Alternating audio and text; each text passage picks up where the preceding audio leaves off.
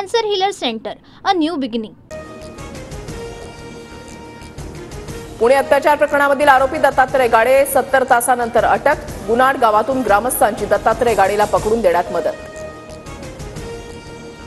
आरोपी दत्तात्रय गाडेला पुणे पोलीस आज कोर्टामध्ये हजर करणार. गाडे सध्या पुण्यातील लष्कर पोलीस ठाण्याच्या कोठडीमध्ये. पहाटेच ससून रुग्णालयामध्ये गाडेची वैद्यकीय चाचणी.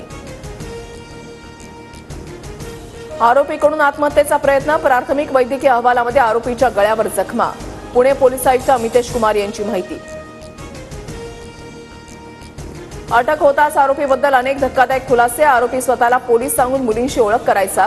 याआधी आरोपीकडून 2 तरुणींना आपल्या जाळ्यामध्ये अडकवण्याचा प्रयत्न. आरोपीची संपूर्ण चौकशी केल्यानंतर सर्व समोर येईल. पुणे अत्याचार प्रकरणामधील आरोपी दत्तात्रय गाडेला अटक केल्यानंतर अजित पवारांची प्रतिक्रिया.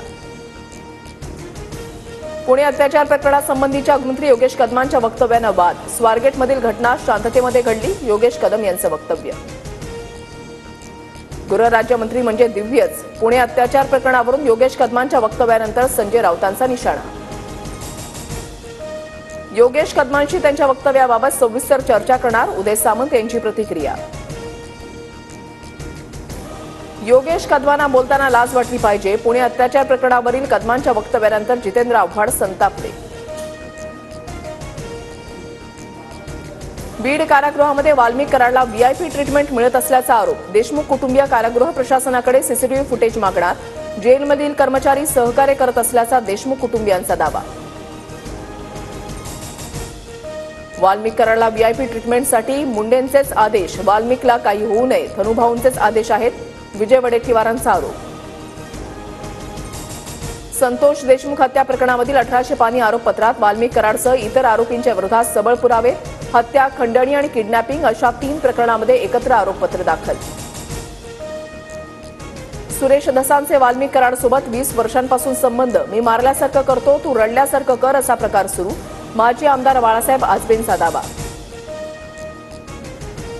शरद पवारांच्या आमदार खासदारांची आज मुंबईमध्ये बैठक. बैठकीला रोहित पवार अनुपस्थित. आमदार रोहित पवार नाराज असल्याची चर्चा, सूत्रांची माहिती. इंद्रजित सावंत धमकी प्रकरणी प्रशांत कोरटकरच्या शोधासाठी नागपूर पोलिसांचं पथक मध्य प्रदेशात. इंदूर आणि बालाघाट परिसरामध्ये शोध सुरू.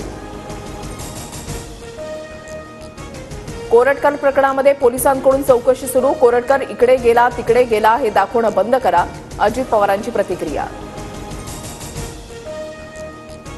राज्यामध्ये 1740 कोटींच्या गुंतवणुकीचा मार्ग मोकळा. मुख्यमंत्री फडणवीसांची दक्षिण कोरियासोबतच्या करारावर सही. 400 स्थानिक रोजगारांच्या संधी उपलब्ध होणार. पाकिस्तानी नंबरवरून मुंबई वाहतूक पोलिसांना मुख्यमंत्री कार्यालयावर हल्ल्याच्या धमकीचा मेसेज. वरळी पोलिसांकडून तपासाला सुरुवात.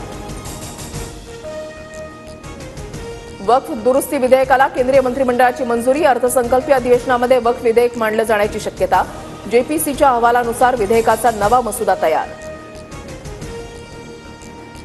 पुण्यामध्ये आणखी 4 जीबीएस रुग्णांची नोंद. संशयित रुग्णसंख्या 170 असून 62 रुग्णांना डिस्चार्ज मिळाला, तर 21 जण व्हेंटिलेटरवर.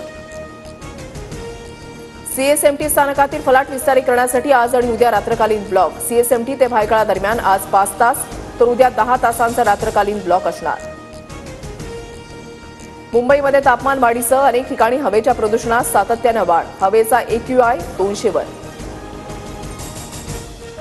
तुहिनकांत पांडे यांची सेबीच्या अध्यक्षपदी नियुक्ती. सेबीच्या विद्यमान अध्यक्षा माधवीपुरी बुच उद्या निवृत्त होणार.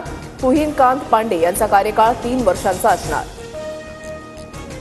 अभिनेता गोविंदाच्या घटस्फोटाच्या बातम्या खोट्या, सूत्राची माहिती. सुनीता आहुजांना रियालिटी शोमध्ये जाण्याची संधी मिळणार असल्याच्या पार्श्वभूमीवर पब्लिसिटी स्टंट असल्याची माहिती. Cancer healer centre, a new beginning.